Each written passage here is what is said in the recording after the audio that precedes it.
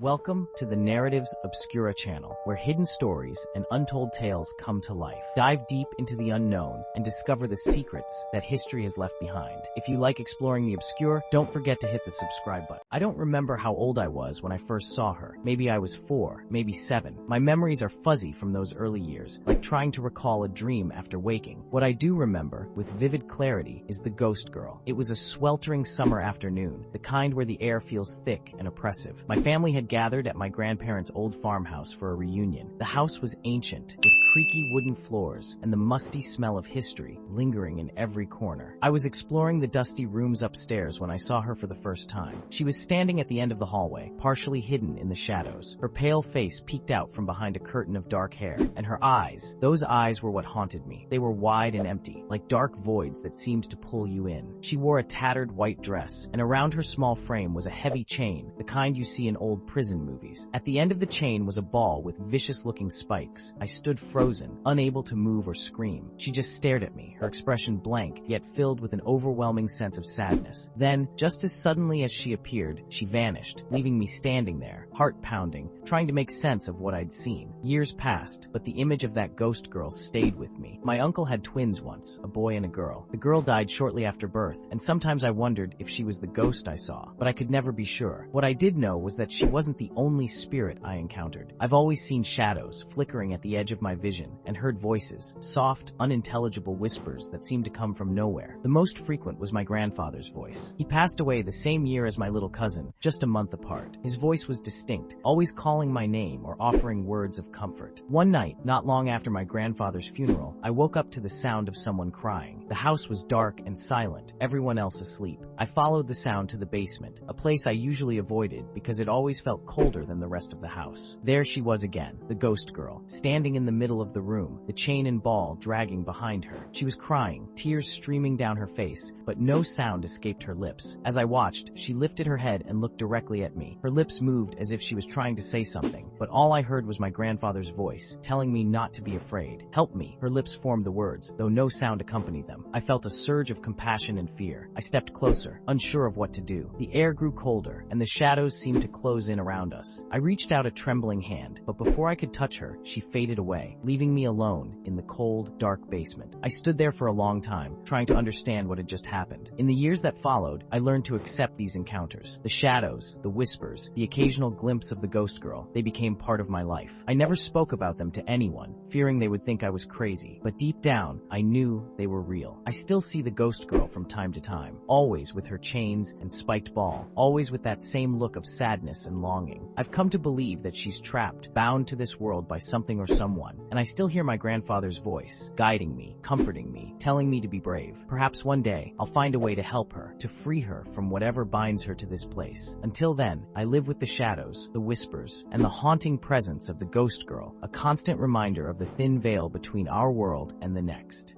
Thank you for watching the video. If you enjoyed this journey into the unknown, be sure to subscribe and activate the notification bell to stay up to date with our latest mysteries. If you found this video intriguing, please like it and share it with other explorers. See you on your next adventure.